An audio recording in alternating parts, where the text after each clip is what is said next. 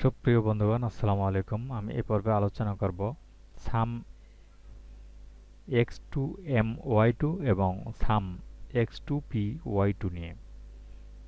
অর্থাৎ শুনতে খুব একটা জটিল মনে হচ্ছে, তাই না ভাইয়া? আসলে এটি আমাদের অনেক সময় প্রয়োজন হয়। আমি এটা সবগুলো মুছে দিচ্ছি এবং আপনাকে প্র্যাকটিক্যালি দেখায় দিচ্ছি। সাম x2my2, এমতে যদি আমরা মাইনাস মনে করি তাহলে x2 হচ্ছে 10-এর উপর স্কোয়ার। যদি আমরা এটাকে অর্থাৎ ই থ্রি হচ্ছে 10, তাহলে 10-এর উপর স্কোয়ার থেকে বাদ যাবে 1-এর উপর স্কোয়ার, অর্থাৎ যেটাকে আমরা ইকুয়াল টু কি লিখব, সাম SUM সাম x2my2 x2my2 এবং ব্র্যাকেটের মধ্যে দিতে হবে আমাকে এই সেল দুইটা। প্রথম সেল এইটা, কমা, দ্বিতীয় সেল হচ্ছে আমি একটু ব্র্যাকেট অর্থাৎ আপ অ্যারো দিয়ে নিয়ে যাচ্ছি, F3 E3 এবং F3, এই দুটা ব্র্যাকেট ক্লোজ করে দিয়ে এন্টার দেব। তাহলে দেখেন 99। তাহলে 10-এর উপর স্কোয়ার, 10-এর উপর স্কোয়ার অর্থাৎ সাবস্ক্রিপশন যেটাকে বলা হয়, অর্থাৎ 10-এর উপর স্কোয়ার। তাহলে 10 10 100 থেকে 1-এর উপর স্কোয়ার মানে 1 এককে 1, 100 থেকে 1 বাদ দিলে 99। ঠিক এটাকে যদি আমরা এই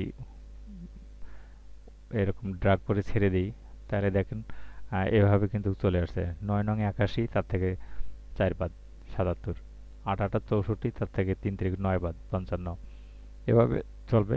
ঠিক আর একটা আছে যেটাকে আমরা ব্যবহার করব, ইকুয়াল টু সাম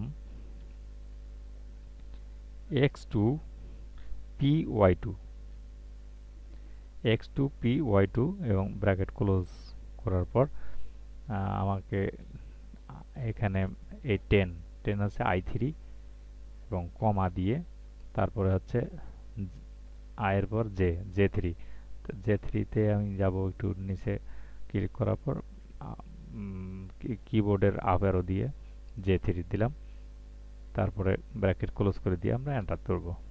দেখেন এখানে কিন্তু প্লাস হয়েছে। তো সুবিধার জন্য, মানে মনে রাখার জন্য আমাদেরকে এভাবেই জেনে রাখতে হবে, ইকুয়াল টু সাম x2py2 হচ্ছে প্লাসের ক্ষেত্রে আর x2my2 হচ্ছে মাইনাসের ক্ষেত্রে। এমটাকে মাইনাস মনে করব এবং পিটাকে প্লাস মনে করব, তাহলে কিন্তু রেজাল্টটা হয়ে যাবে। তো আপনাদের এটা অনেক সময় প্রয়োজন হবে এবং এটাকে ড্রাগ করে ছেড়ে দিই, দেখেন সবগুলো হয়েছে কিনা। এরকম অনেক ক্ষেত্রে আপনারা এভাবে ব্যবহার করতে পারবেন। তা আশা করি আপনাদের উপকারে আসবে এবং জানতে পারলে এবং শিখতে যদি পারেন বা শিখেছেন এরকম আমাকে একটু মেসেজ দিয়ে জানাবেন, তাহলে আমি উৎসুক হব আপনাদেরকে আরও ভিডিও দেওয়ার জন্য। এবং আপনারা কোন ধরনের ভিডিও চান আমাকে জানালে আমি সেই ধরনের ভিডিও দিতে চেষ্টা করব। তা আপনাদের জানা সফল এবং সার্থক হোক এই কামনা করে বিদায় নিচ্ছি। আল্লাহ হাফিজ।